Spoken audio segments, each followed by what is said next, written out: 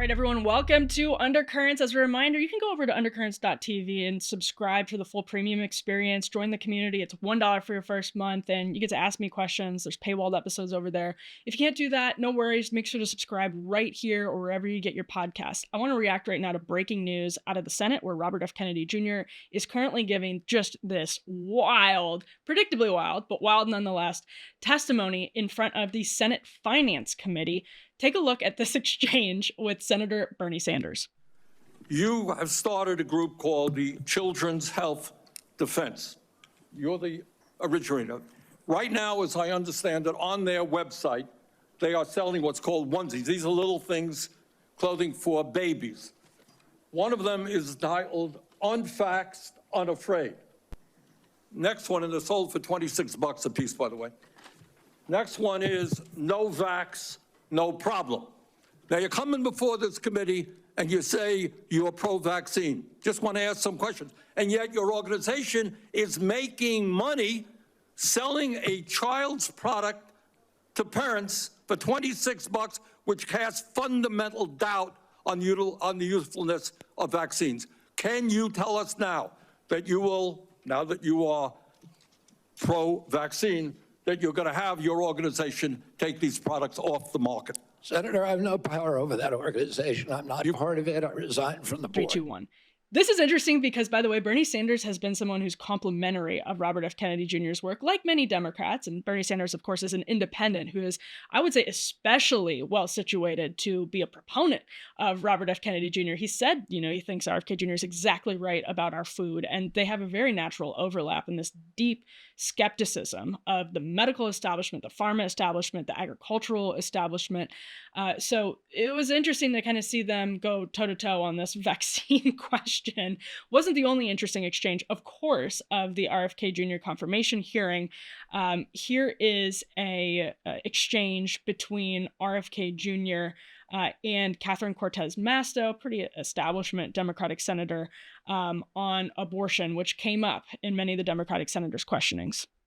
With a life-threatening bleeding from an incomplete miscarriage, goes to the ER, and her doctor also determines that she needs an emergency abortion. But she's in a state where abortion is banned. You would agree also as an attorney that federal law protects her right to that emergency care, correct? I don't know. Now, here's an exchange between Robert F. Kennedy Jr. and actually Republican Senator James Lankford on abortion. Take a listen. I agree with President Trump that every abortion is a tragedy. I agree with him that we cannot be a moral nation if we have 1.2 million abortions a year. I agree with him that the states should control abortion. President Trump has told me that he wants to end late-term abortions, and he wants to protect conscious exemptions, and that he wants to end federal funding for abortions here or abroad. That's Title X.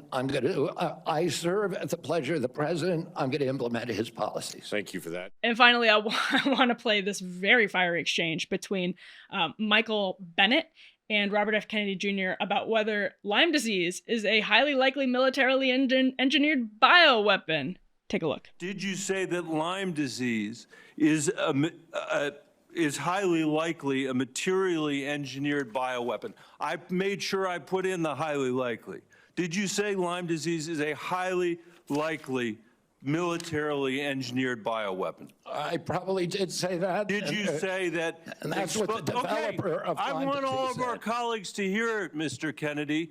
I want them to hear it. You said yes. Did you say that exposure to pesticides causes children to become transgender? No, I never said that. Okay, I have the record that I'll give to the chairman, and he can make his judgment about what you said. Okay. Well, the abortion questions are interesting because here you see RFK Jr. kind of getting it from both sides. It shows how he's kind of, for the perspective of somebody who needs to get confirmed, he is the worst of both worlds, right? Like a longtime pro-choice guy who now is getting questions from the pro-life side that picked him to be the leader of HHS. HHS actually oversees a lot of abortion policy. It just a lot of the bureaucratic machinations of what the U.S. does in terms of funding these different agencies and NGOs goes through HHS. So it's not an insignificant position if you are a pro-life Republican or a pro-choice Democrat. So it mirrors his larger problems with like a Bernie Sanders, right? Can he get Bernie Sanders to vote to confirm him for this position?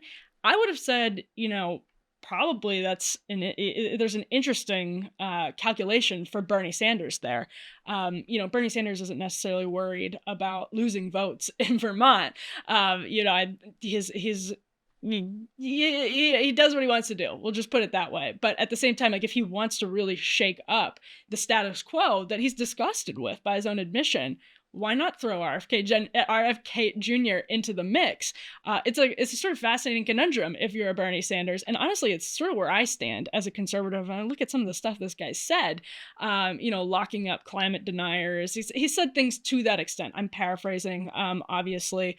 But he's gone through his own type of evolution. And you look at it and you're like, you know what he's right about? The pharmaceutical establishment, the medical establishment in this country is getting a lot of things wrong over and over again. And gentle criticism is not enough.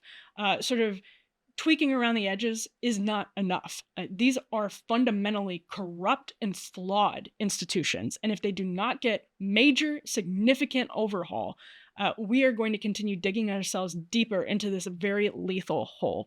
So if you throw somebody who maybe has said things that go too far into it, is it the end of the world? I mean, you're asking basically to choose the lesser of two bads.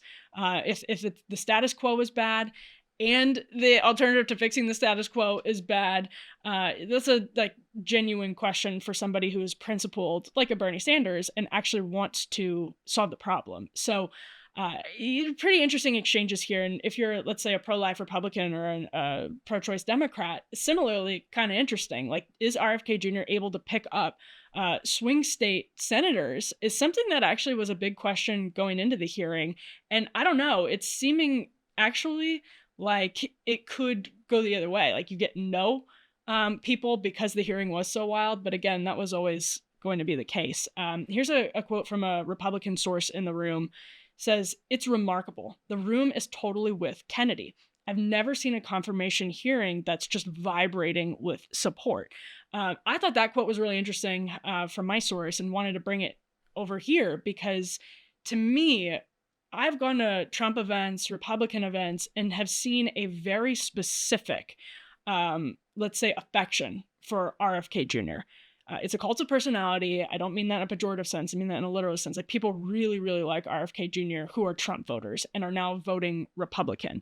So for Republican senators to waver on RFK Jr., which my sourcing suggests is something that RFK Jr.'s people are nervous about right now, would be, I think, pretty detrimental to them. They would have a lot of questions back home, but they know they're also going to get questions from people if they vote to confirm him. From their perspective, you can go in and say, I'm just supporting the president's nominees. Like this is a standard rubber stamp thing that we do.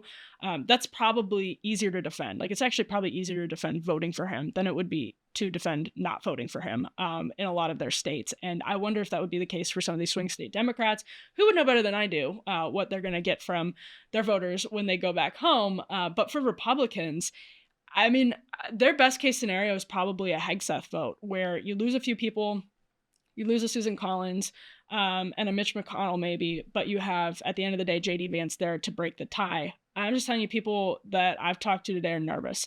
And you can understand why when you're getting questions about bioengineered Lyme disease, but when the craziness of the confirmation hearing itself and the questions and the media cycle dies down, what happens? You might really be ending up with a J.D. Vance tie-breaking situation. That's my read of the situation right now. Kennedy's family continues to come out strong against him, and things are really fluid. I'd say he's probably handled this hearing as best as he possibly could. This was never going to be easy. So that's where it looks like things stand right now. But oh my gosh, from a perspective of just studying the realignment that's happened in politics, this week has just been utterly fascinating. It's going to continue to get fascinating with Kash Patel and Tulsi Gabbard. Kennedy and Gabbard, longtime Democrats, Patel, somebody who's taking the position of Democrats for years, which is that the FBI is corrupt and meddling inappropriately in domestic politics. So this is just a hell of a week. And we are here at Undercurrents following all of it. So make sure to subscribe and stay tuned. We appreciate you tuning in.